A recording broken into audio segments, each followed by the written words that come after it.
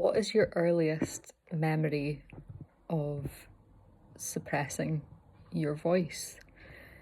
And by that I mean shutting down your expression or diminishing it in any way, whether that would have been a very obvious physical, external exhibition of that through clipping your voice, through quieting down the volume of your expression, through shrinking your body language to make yourself smaller, less visible, but also internally.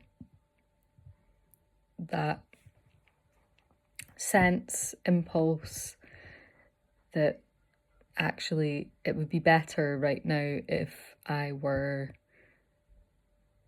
there were less of me, if there was less of my expression in this space. It's a difficult question, but I feel like most of us have quite an early memory attached to this. And thinking about our relationship between the part of ourselves that is coming into relationship with our voice, that's getting to know the boundary of our capacity for expression and what's possible, beginning to play and shape sound as we do when we are children.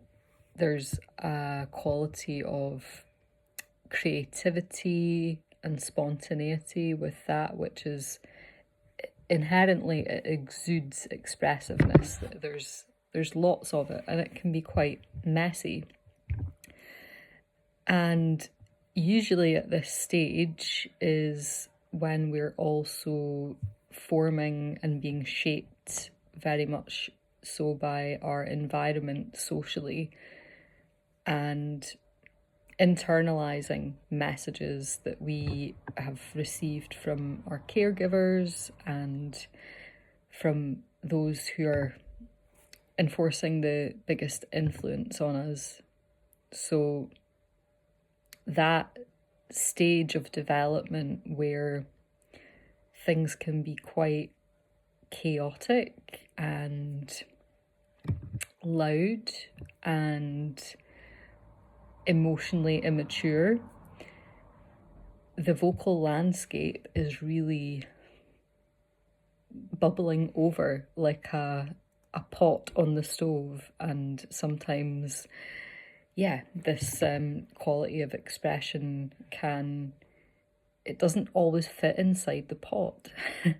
And these are the points where that interaction and intersection with other people is giving us that opportunity for feedback. So those points of contact are not necessarily always receiving of those expressions in a positive, reinforcing, supportive way.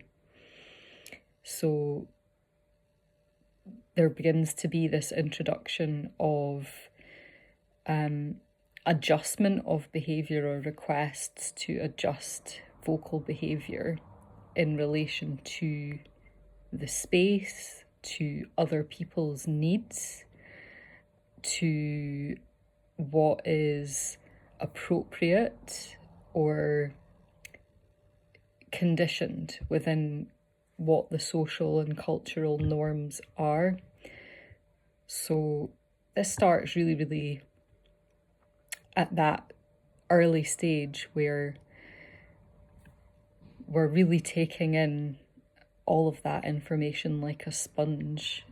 So depending on the quality of what those reinforced social connection points have been in regards to those involuntary expressions, and I say immature because of the age that we are, expressions,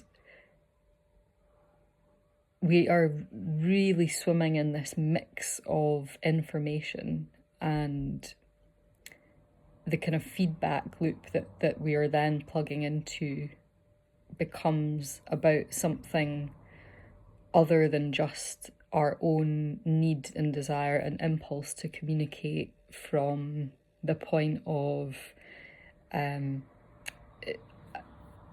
something that is about receiving what we need or responding to an emotional state or expressing for the joy of it, for the sheer feeling of being alive and actually allowing energy to move through our bodies and to be expressive and to have that feedback, physical sounding quality that we are washing ourselves in sound as we're exploring and playing with the voice. But then it also becomes centered around this feedback loop of how we connect with our caregivers and those that are in our immediate environment. And it is fascinating stuff. And I think the most accessible and eloquent presentation of this that I've read specific to vocal development is probably Patsy Rodenberg, because of the way that she is just framing this within the context of sociological factors that actually shape the way that we use our voices. And I really resonate with that particular perspective, and I would definitely recommend that for a start, like an accessible starting point to explore this in more detail. But of course, there are so many other angles through which you can really dive into the kind of early child development stuff and brain development, language systems. It's like a vast and fascinating area.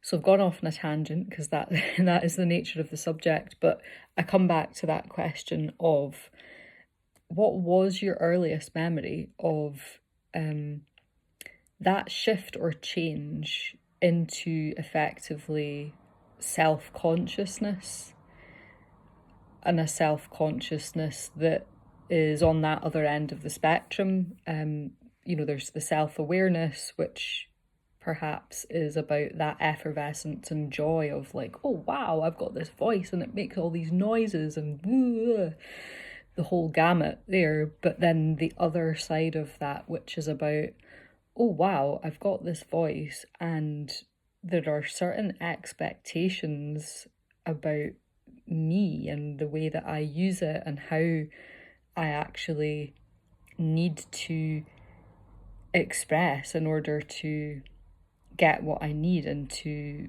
be on favourable terms with those around me. And yeah, I just scratched the surface on that because obviously we then start to think about it in relation to relational safety, and that's another like huge area.